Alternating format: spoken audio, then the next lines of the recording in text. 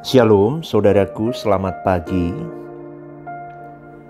Ketika Tuhan Yesus berkata, "Apa gunanya orang beroleh segenap dunia kalau jiwanya binasa?" Kalimat itu bisa juga berarti begini, apa gunanya kamu menikmati kesenangan sesaat, tapi setelah itu kamu tidak punya kebahagiaan selama-lamanya? Tahukah saudaraku, Tuhan tidak mau kita seperti Esau yang sesaat menikmati semangkok makanan, kemudian dia kehilangan hak kesulungannya. Kehilangan jiwa berarti tidak memiliki keselamatan atau terpisah dari Allah selama-lamanya. Maka di dalam Ibrani 11 ayat 20 dikatakan, karena iman maka Ishak sambil memandang jauh ke depan, memberikan berkatnya kepada Yakub dan Esau. Sebenarnya berkat itu disediakan untuk Yakub dan Esau. Tapi sayang sekali pada akhirnya Esau tidak memperoleh bagian berkat itu. Tuhan itu begitu mengasihi engkau dan saya. Seperti yang dikatakan di dalam 2 Petrus 3 ayat 9-10, Tuhan tidak menginginkan seorang pun binasa. Itu tanda Dia sangat mengasihi engkau dan saya. Tuhan menghendaki supaya kita itu bisa menikmati kekekalan yang indah. Maka Yesus mati di kayu salib. Tuhan Yesus berkata di dalam Yohanes 14 ayat 1-3, "Janganlah gelisah hatimu. Percayalah kepada Allah, percayalah juga kepadaku. Di rumah Bapa-Ku banyak tempat tinggal. Jika tidak demikian tentu aku mengatakannya kepadamu. Sebab aku pergi ke situ untuk menyediakan tempat bagimu. Dan apabila aku telah pergi ke situ dan telah menyediakan tempat bagimu, aku akan datang kembali dan membawa kamu ke tempatku, supaya di tempat di mana aku berada, kamu berada." Itu Tuhan Yesus yang ngomong loh saudaraku. Tapi pada akhirnya begini, apakah seseorang itu bersama dengan Tuhan atau tidak? Itu yang menjadi pertanyaan besar dalam setiap pribadi manusia. Karena hal itu tergantung kepada setiap individu di dalam merespon kebaikan dan kemurahan Tuhan. Jadi kalau sampai ada yang binasa, pasti bukan kehendak Tuhan, tetapi pilihan dari orang itu sendiri. Maka kita harus dapat menangkap pesan Tuhan ini dan memberikan respon yang benar. Menjadi pengguna firman, pengguna anugerah, pengguna keselamatan.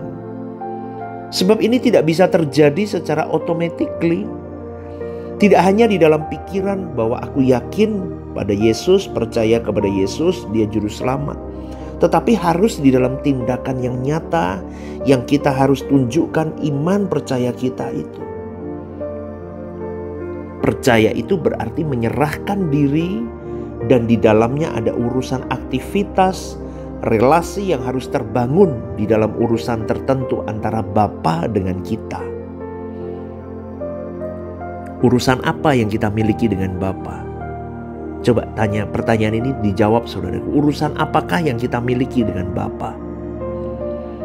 Kalau hanya ke gereja, itu belum memenuhi yang dimaksud oleh Bapa, saudaraku.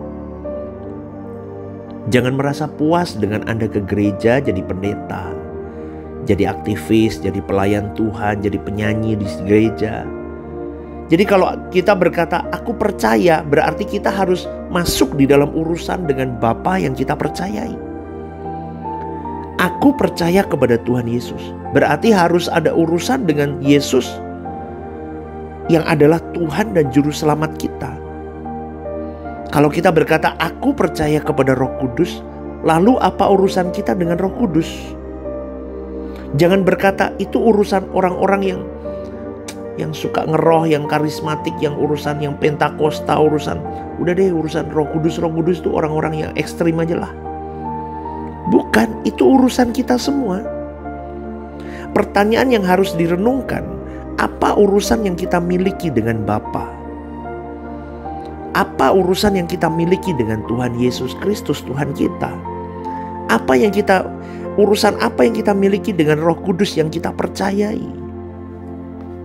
Itu jadi pertanyaan kita, saudara. Karena tidak sedikit orang Kristen yang tidak pernah berurusan dengan Roh Kudus, sehingga tidak pernah memiliki pengalaman bersama dengan Roh Kudus.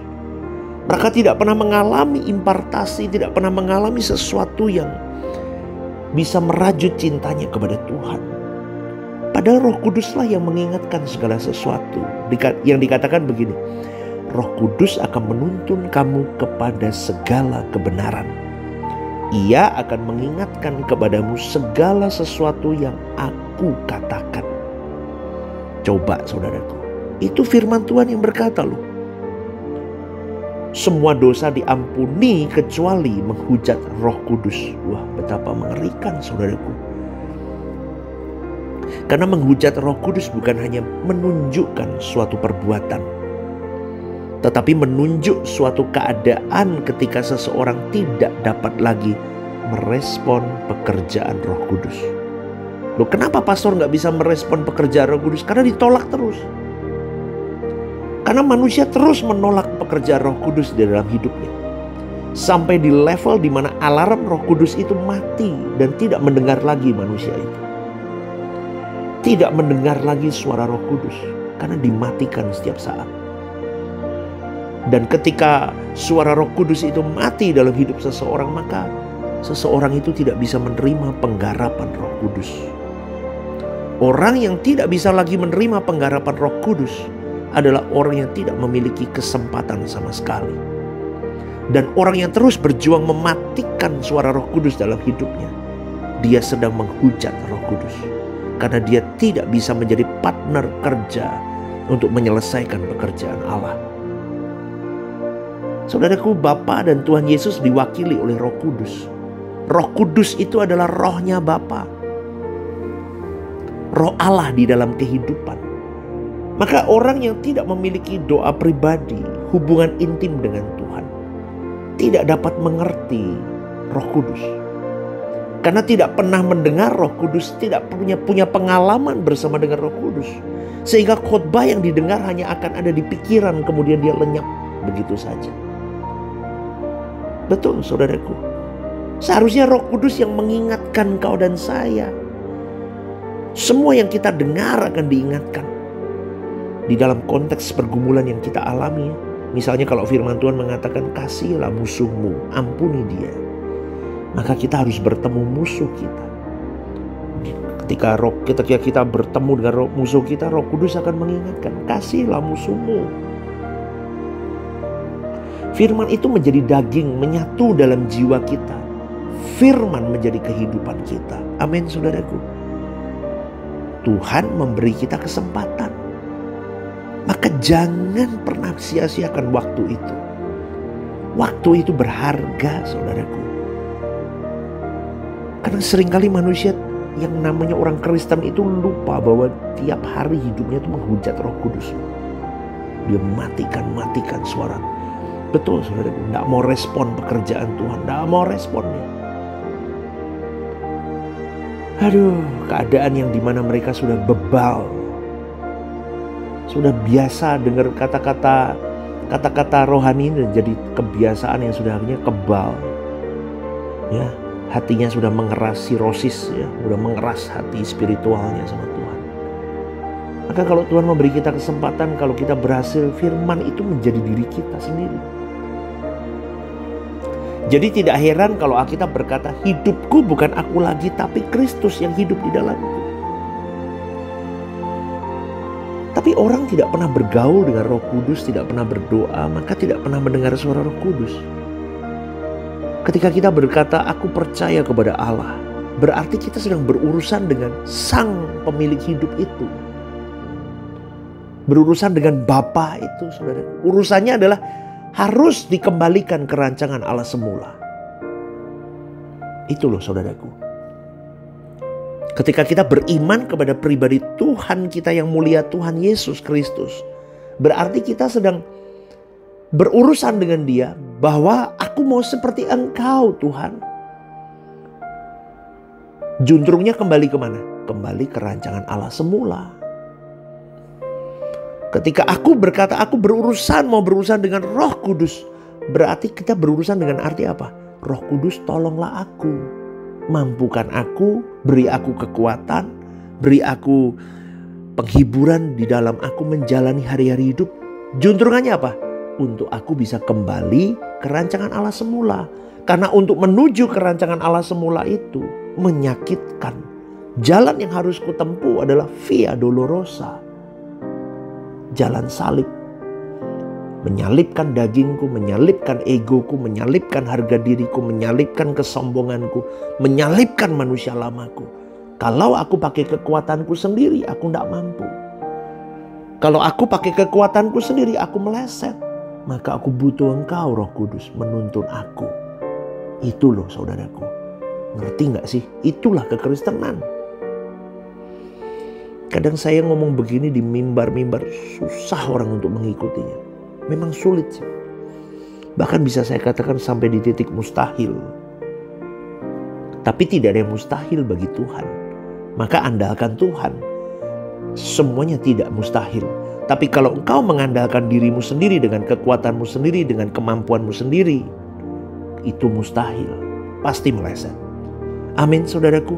Maka mulai hari ini hidupmu dan hidupku harus disita dalam proses untuk serupa dengan Yesus. Dikembalikan ke rancangan Allah semula.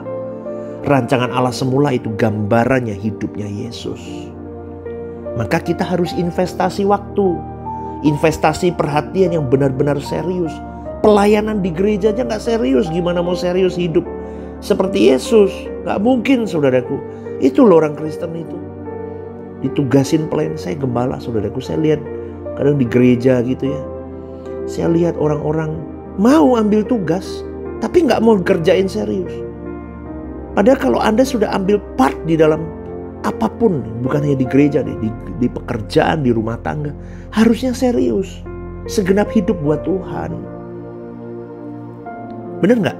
Berani invest waktu, berani invest tenaga, berani invest uang, berani invest semuanya. All out buat Tuhan. Tapi biasanya itu hanya di mulut atau di nyanyian. Orang Kristen tuh jagonya begitu. Cuman ngomong, nyanyi, pinter. Waduh, suruh khotbah kayak pendeta-pendeta kayak saya begini. Pinter suruh ngomong. Prakteknya tuh kebanyakan nol. Aduh, sedih saudaraku. Itu yang selalu saya katakan. Saya berkali-kali loh saudaraku di mimbar di gereja saya sendiri. Saya berkata, kekristenan itu memuakkan kalau tidak ada Tuhan di dalamnya. Wah, muak saudaraku. Memuakkan. Menjemukan dan buat orang muntah lihat kekristenan. Kenapa? Waduh. Ya segenap hidup buat Tuhan. Tapi fakta realnya, waduh ngawur dah. Gak ada hitungannya saudaraku.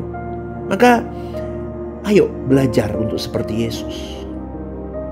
Ya, sejatinya banyak hal yang memenuhi hidupmu dan hidupku dan tidak menjadi tempat bagi Tuhan melawat dan Roh Kudus untuk berbicara. Karena sudah penuh dengan kesenangan-kesenangan, dengan agenda diri.